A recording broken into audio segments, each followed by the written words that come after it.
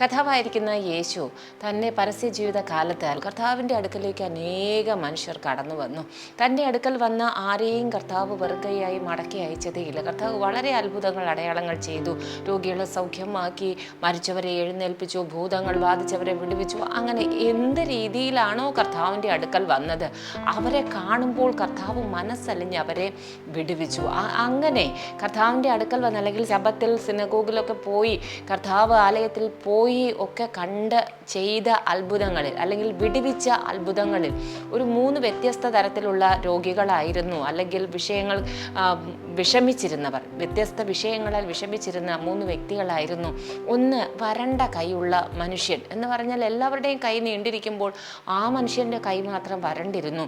പിന്നെ മറ്റൊരു വ്യക്തിയെക്കുറിച്ച് പറയുന്നു, കൂനിയായിരുന്ന ഒരു സ്ത്രീ, 18 വർഷമായി കൂനിയായിരുന്ന ഒരു സഹോദരിയെക്കുറിച്ച് പറയുന്നു. പിന്നെയും മഹോദരമുള്ളൊരു മനുഷ്യനെ കുറിച്ച് പറയുന്നു. വയർ വീർത്തിരുന്നൊരു മനുഷ്യൻ, കൈ വരണ്ടിരുന്നൊരു മനുഷ്യൻ, കൂനിപ്പോയിരുന്ന ഒരു സഹോദരി. ഹല്ലേലൂയ. അംഗവൈകല്യം പോലെ, ശാരീരിക വൈകല്യം പോലെ മറ്റുള്ളവരുടെ മുമ്പിൽ പരിഹാസ്യ വിഷയമായി 18 വർഷം കൂനെന്ന് പറഞ്ഞാൽ അവൾ നിവർന്ന് നടന്നിട്ട് 18 വർഷമായെന്ന്. അവൾ താഴെ മാത്രമേ കാണുന്നുള്ളൂ, ആകാശം കാണുന്നില്ല, മനുഷ്യരുടെ മുഖം കാണുന്നില്ല.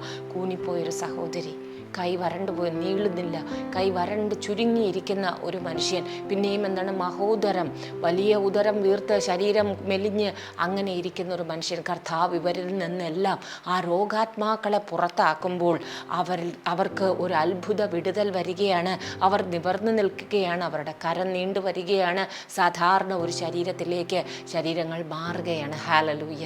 ഞങ്ങൾ കേൾക്കുന്ന പ്രിയപ്പെട്ട ദൈവമക്കളെ, ഈ ഒരവസ്ഥ ഓരോ മനുഷ്യരുടെ ജീവിതത്തിലും നാമും പലതരത്തിൽ ശാരീരികമായി ഇതുപോലൊരു വൈകല്യത്തിലല്ല എങ്കിലും നമ്മുടെ ആത്മാവിൽ, നമ്മുടെ സാമ്പത്തിക വിഷയങ്ങളിൽ, നമ്മുടെ ബന്ധങ്ങളിലെല്ലാം പലതും വരണ്ടിരിക്കുന്ന അവസ്ഥകളാണ്.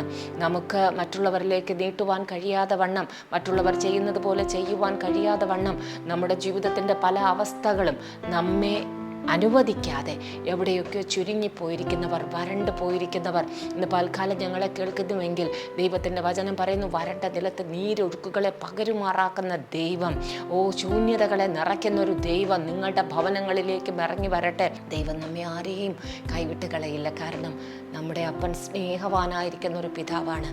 ആ കർത്താവിൻ്റെ സ്നേഹവലയത്തിനുള്ളിൽ നിങ്ങളായിരിക്കുക. ദൈവത്തിൻ്റെ തക്ക സമയത്ത് ജീവിതങ്ങളെ മാറ്റി മറ്റുള്ളവരുടെ മുമ്പിൽ നിങ്ങളെയും നിങ്ങളുടെ തലമുറകളെയും നിങ്ങളുടെ ഭവനത്തെയും മാനിക്കുവാൻ ആ കർത്താവിൻ്റെ സുവിശേഷം നിങ്ങളുടെ ഭവനത്തിലും ഇന്ന് പകൽക്കാലം ഇറങ്ങി വരുമാറാകട്ടെ. ആമേൻ.